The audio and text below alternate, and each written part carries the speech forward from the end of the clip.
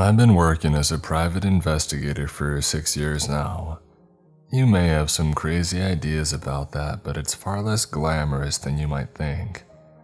Most of my work involves following around unfaithful spouses or doing research into political candidates for their opponents. It's not what I was hoping for when I got my journalism degree, but it pays the bills, I guess. And living here in Chicago, it's hard to ask for more than that. A few days back, I was sitting in a coffee shop waiting for a client to arrive. He had called me that morning sounding desperate. I was happy about that. Desperate clients are usually prepared to pay more. My client arrived a few minutes later, looking around nervously. He was in his late 20s and dressed fairly casually, but his watch and his shoes told me that he came for money. "But thanks for meeting with me," he said. "I'm Colin Westwood and I need your help." I motioned for him to sit down and asked him what I could do for him. "My father," he said. "He's been missing for 5 whole days now, but the police told me that they don't even have an investigator on his case. It's not like him to disappear like this and I'm worried about him." I sat back in my chair. I had never done a missing persons case before. "This kind of thing falls a little out of my expertise," I said. "I don't care," he nearly shouted. "Listen, I've done my research and you were the guy that a family friend pointed me toward." He rubbed his forehead. "I can't trust just anybody with this. I'll pay you extra for your trouble, I promise." I thought it over and I decided to take the case. It would be a good experience, and earning favors with the upper crust of the city might come in handy sometime. I headed home to my office and I did some research. Colin sent me his father's files and I spent the better part of the afternoon and evening looking through them. Colin's father was a self-made millionaire who owned several factories in the industrial district here in Chicago. I also saw that he had made an offer on a building in an older area of the city. I decided to go for a drive to clear my head and think. I'm a fan of night drives, especially through the city. There's not much better than the feeling you get when you drive alone at night, or see a city skyline at dusk with the wind in your face. Put on some synthwave and drive under the streetlights. It's basically stuff from r/the night feeling, you know. Anyway, I found myself driving to this property. I'm not an idiot, so I was keeping an eye out all around me for anyone who might want to jump me.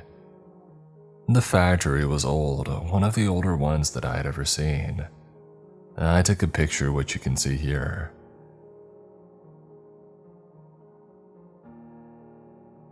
And that's when I saw a blur of motion in the door mirror on the right side of my car.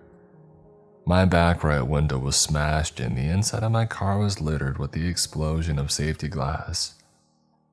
I looked back to see who was attacking my car but saw nothing.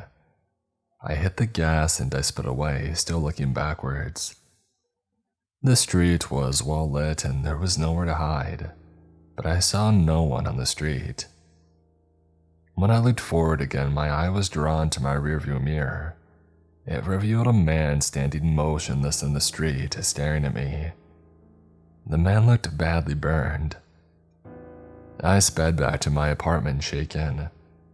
I did some research that night and saw that the factory had been a host to dozens of accidents and disasters over the years. Still, I thought that was the case for most of the old factories in Chicago. I told myself that it must have been some crazy homeless guy and nothing more. Why I only saw him in my mirrors, I didn't know. The next morning, I called Colin and told him that I was going to go into the factory. "Well, I'm coming with you," he said. I was secretly glad. The idea of exploring that place alone, even during the day, did not appeal to me.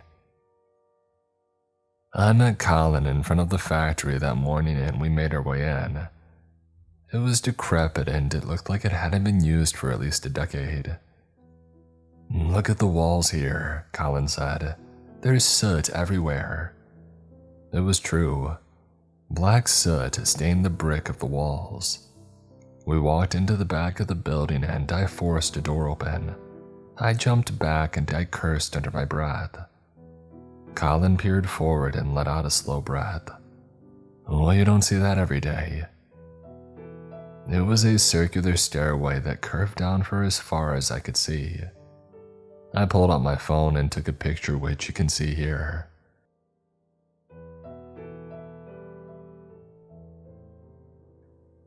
Colin knelt down and picked up something off the ground. His hand clenched tight. We have to go down there, he said. Are you crazy? We would die, I said. He held out his hand to me, revealing a small pen flashlight. This was on the ground there. It's my dad's light. He never leaves home without it. If this is here, then he must be down there. I stared at the light, and then Colin, and I finally shrugged. Hey, if you want to go down there, be my guest.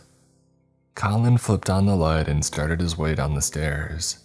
They were far sturdier than I had thought and didn't make so much as a creak as he made his way down them. I stayed up top for a moment, but finally I gave in and used my phone's light as I made my way after him. There was a corridor at the bottom of the stairs that led out further. I found a switch and I flipped it, and flickers of light appeared every 30 feet or so. As we walked down the hallway, a layer of water had appeared. It was just a few inches deep, but it reeked of mold and mildew. Colin brought a sleeve to his face, trying in vain to breathe through it. Okay, maybe we should come back with more. He trailed off as his eyes caught on something. I followed his gaze and saw what he had been looking at. A foot and part of a leg were sticking out of a room down the corridor. We ran for it and turned the corner. It was Colin's father. He had been dead for several days at least. Colin was in disbelief. No, he said, almost a whimper. And that's when I heard the sound of a splashing water echo from down the hallway.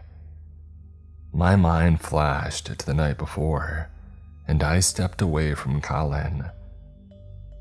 I heard another splash and saw a wave of water appear some 30 feet in front of me, as if someone had thrown a rock into the murky water.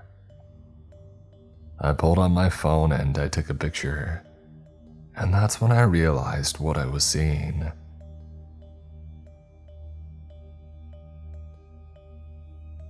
The area, it was well illuminated by the flickering lights, but I saw nothing there. But when I looked down to the water, I saw that burned man from the night before, staring back at me in the water's reflection. I edited the picture so that the man is easier to see. Here's the picture that I took of the man. Colin, I said, my voice strained. We need to go, now. Colin walked into the hallway, half in a daze. Oh, what's going on? And then he saw the reflection too. What is? The water splashed again and I saw him staring at the man reflected in the water.